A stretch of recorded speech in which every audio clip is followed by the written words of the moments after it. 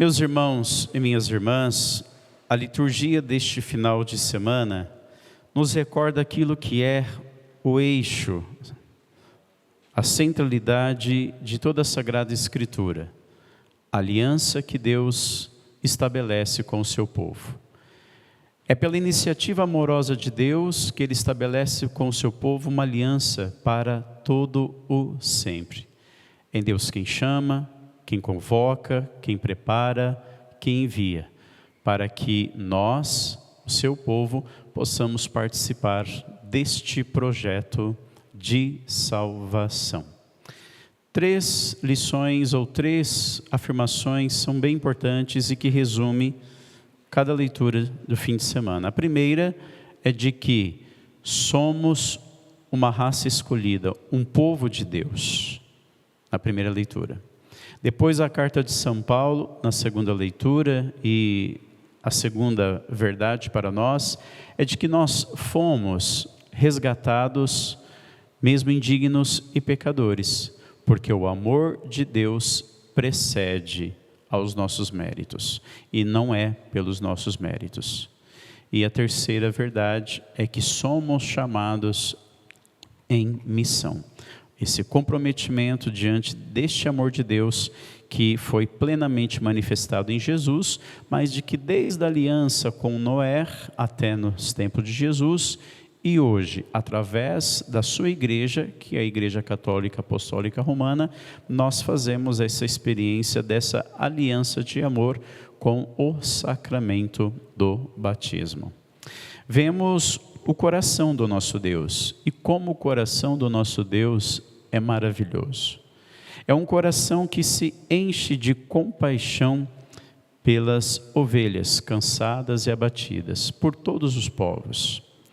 Não sei se você concorda comigo em número, gênero e grau, mas eu afirmo, vivemos em tempos de ovelhas perdidas.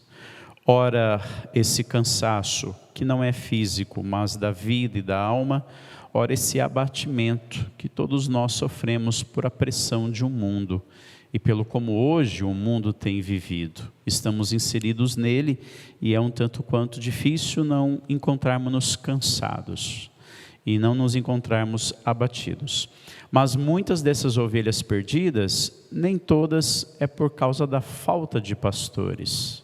Sim, pode ser, mas é também por pessoas que não se deixam ser ovelhas amadas, curadas, por Jesus. Então ainda esse evangelho precisa ser anunciado e esse evangelho ainda não é aceito. Então há sim falta de pastores, porque Jesus disse, a messe é grande, mas os trabalhadores são poucos. Pedi ao dono da messe, mas porque também hoje se vê ou se verifica pessoas, ovelhas perdidas, isso claro, uma terminologia totalmente cristã, mas que se vê pessoas hoje abatidas, perdidas, sem rumo, sem propriamente identidade. E são essas muitas vezes que ainda não se encontraram com esse amor compassivo de Jesus aqui entre nós.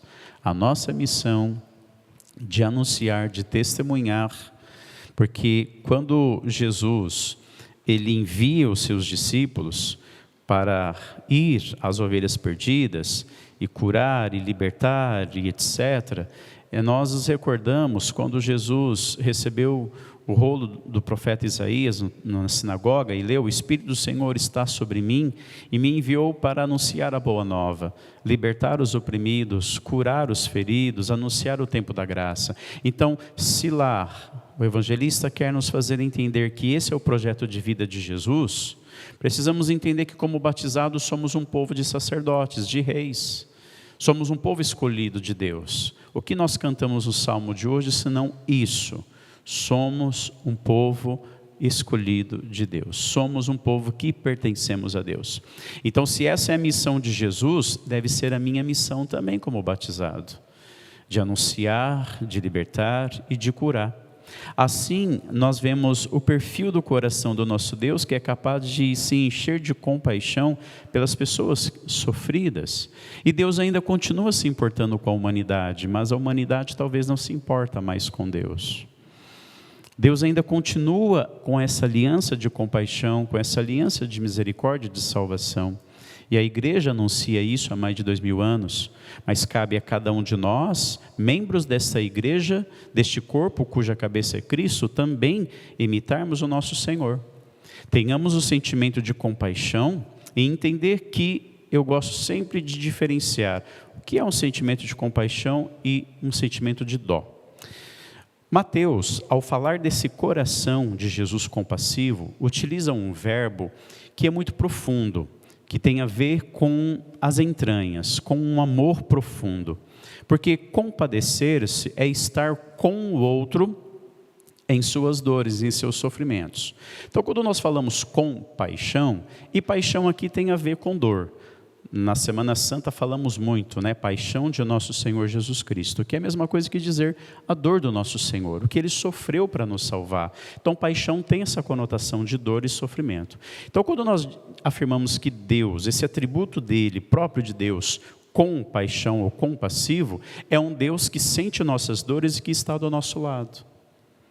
É um Deus que caminha conosco em nossas dores. Diferente de dó, que é aquele sentimento que até não algo bom, porque ainda mostra que a gente é sensível ao sofrimento de alguém, porque quando nem dó a gente sentir, talvez essa enfermidade humana pode realmente nos afastar do verdadeiro cristianismo. Porque dó é aquele sentimento que eu até vejo alguém, talvez aí nas calçadas de praças, avenidas, alguém vivendo situações de exclusão, ou até mesmo de sofrimento, e eu digo, nossa, mas que dó, Eu falo que dó é o sentimento que até sentimos, mas que não muda nada a vida da pessoa. Porque você apenas sentir dó por alguém, muda a vida dela? Absolutamente nada. Então, por isso que a gente fala que não devemos dizer que as pessoas é digna de dó. Porque o sentimento dó, eficazmente, não muda a vida de ninguém. E talvez porque a gente senta dó, a gente se acha bons. Não. Na linha cristã, não. Porque somos chamados a sermos compassivos. Compaixão é aquele que está do lado do outro, que se importa com suas dores, que pega na mão e diz, vamos juntos. Dó é um sentimento que você sente, passa, mas não muda a vida do outro. Então, quando fala que o nosso Deus é compassivo, devemos procurar imitar o seu coração. Aí Jesus fala dessa messe, ou seja, a messe é grande, existem muitas pessoas sofrendo no mundo, existem muitas pessoas, muitas ovelhas perdidas, e nós precisamos imitar o nosso Senhor. Por isso Ele pede que envie trabalhadores para a colheita. Isso aqui é muito interessante porque pedir ao dono da messe, que é o Pai, trabalhadores para a colheita, significa, Jesus está pedindo que a gente reze, também pelas vocações, reze por pessoas disponíveis em serem trabalhadores do reino de Deus. E toda oração nasce da vocação.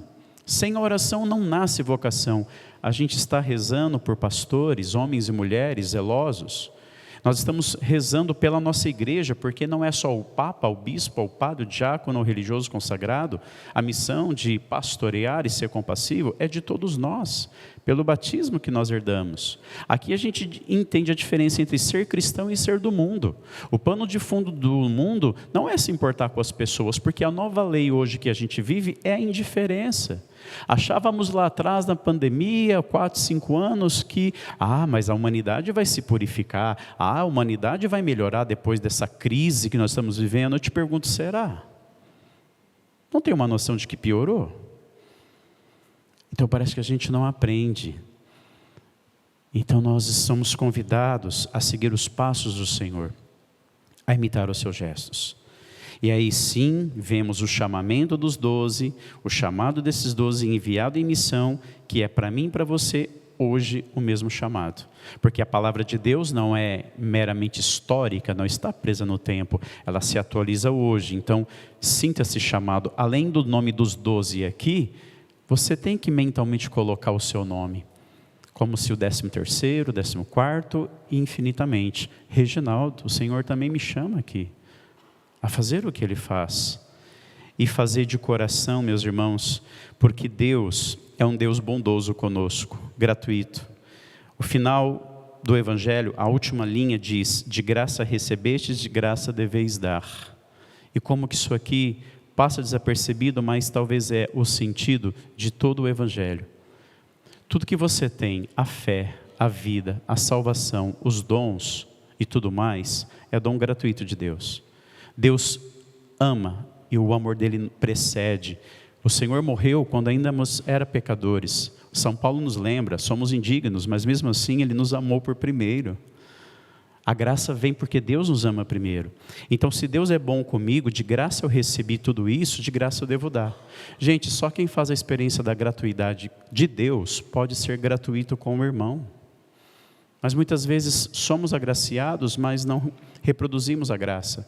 Entendamos, o cristão não é aquele que é um acumulador de graça. O cristão é aquele que é um transmissor de graça. É diferente. Que você e eu sejamos transmissores da graça. Eu posso testemunhar até milagres que Deus fez na minha vida, mas fica só para mim? Se eu faço a experiência de um Deus que é gratuito, misericordioso e amoroso comigo, eu preciso corresponder a essa bondade no meu dia a dia.